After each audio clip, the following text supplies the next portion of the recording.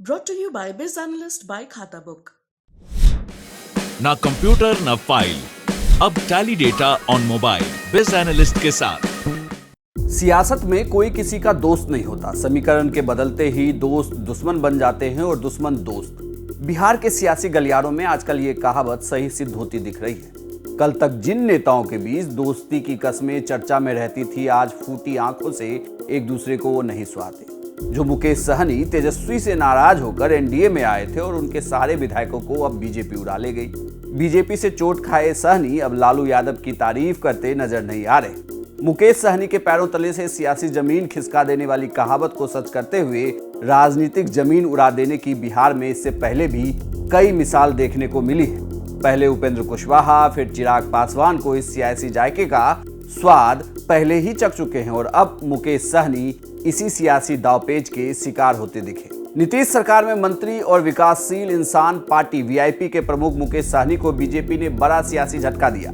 2020 में बिहार विधानसभा चुनाव के दौरान आरजेडी के साथ गठबंधन तोड़कर बीजेपी से हाथ मिलाकर चुनाव लड़ने वाले मुकेश सहनी की वीआईपी पार्टी से 4 विधायक जीते थे। इनमें से एक विधायक का निधन हो चुका है और बाकी तीनों विधायक राजू सिंह, मिश्रीलाल यादव और सवर्णा सिंह ने सहनी का साथ छोड़ दिया और बीजेपी के साथ चले गए। बीजेपी के तीनों ही विधायकों ने बीजेपी प्रदेश अध्यक्ष डॉक्टर संजय जायसवाल, उप मुख्यमंत्री तारकिशोर प्रसाद के साथ बिहार विधानसभा अध्यक्ष विजय सिन्हा से मुलाकात कर बीजेपी का दामन थामा था। यही नहीं, स्पीकर ने उन्हें बीजेपी में विलय की मान्यता भी दे दी है। इस तरह से मुकेश सहनी ने जहां से अपना सियासी सफर शुरू किया था वहीं पर फिर से पहुंच गए।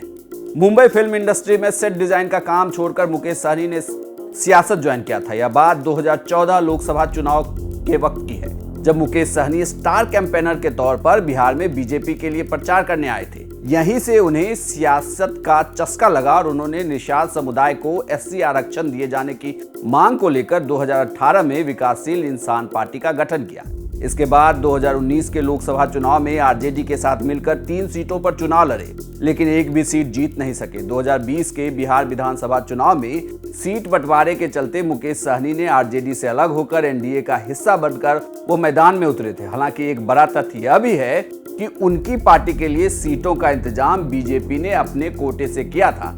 वीआईपी ने 11 सीटों पर चुनाव लड़कर 4 जीती थी। जीतने वाले करीब सभी विधायक बीजेपी के करीबी रहे।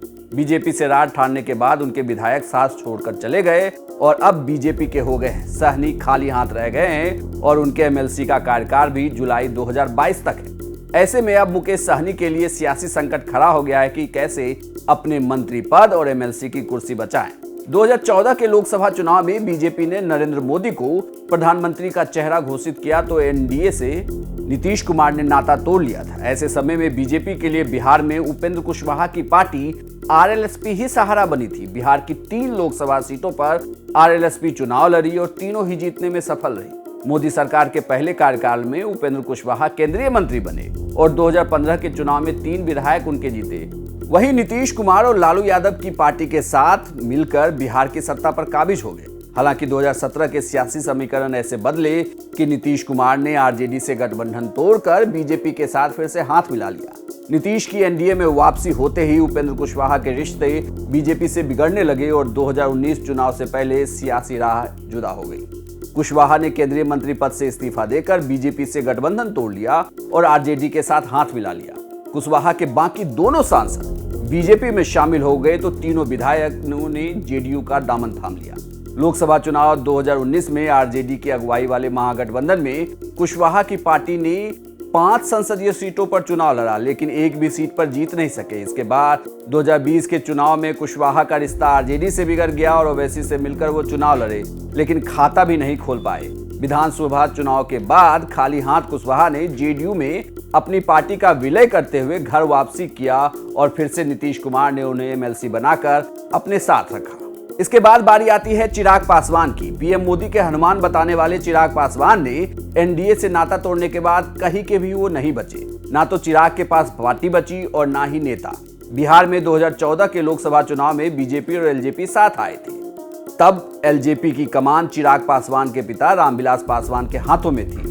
एलजेपी के 6 सांसद जीते थे, जिसके बाद रामविलास पासवान केंद्र की मोदी सरकार में केंद्रीय मंत्री बने। इसके बाद 2019 का लोकसभा चुनाव भी एलजेपी ने बीजेपी के साथ मिलकर लड़ा और 6 लोकसभा सदस्य जीत गए। इसके अलावा रामविलास पासवान राज्यसभा सदस्य बनकर केंद्र में मंत्री बने, लेकिन 2020 के चुनाव के बीच उनका निधन हो गया। एलजेपी की कमान चिराग पासवान के संभालते ही पार्टी की उल्टी गिनती शुरू हो गई। सीट शेयरिंग को लेकर सहमति नहीं बनी तो चिराग पासवान ने बिहार विधानसभा चुनाव में एनडीए से अलग होकर चुनाव लड़ा। चिराग ने जेडीयू के उम्मीदवारों के खिलाफ एलजेपी के प्रत्याशी उतारे और बीजेपी को वॉकओवर दे दिया। इस तरह चिराग पासवान को अकेले चुनाव लड़ना महंगा पड़ा और महज एक ही सीट जीत सके, जो बाद में जेडीयू का जिन्होंने दामन थाम लिया तो एमएलसी बीजेपी में शामिल हो गई। रामविलास पासवान के निधन के 1 साल ही गुजरे थे कि एलजेपी 2 गुटों में बंट गई। चिराग पासवान को छोड़कर पार्टी के बाकी सभी 5 सांसद उनके चाचा पशुपति पारस के साथ मिलकर उन्होंने तख्ता पलट कर दिया। पशुपति पारस मोदी सरकार में एलजेपी कोटे से केंद्रीय मंत्री भी बन गए। एलजेपी संसदीय दल के नेताओं के तौर पर पशुपति पारस को लोकसभा अध्यक्ष ओम बिरला ने मान्यता भी दे दी। एलजेपी 2 धड़ों में बंट गई। चिराग पासवान अकेले बचे हैं, जबकि बाकी नेता पशुपति पारस के साथ हैं।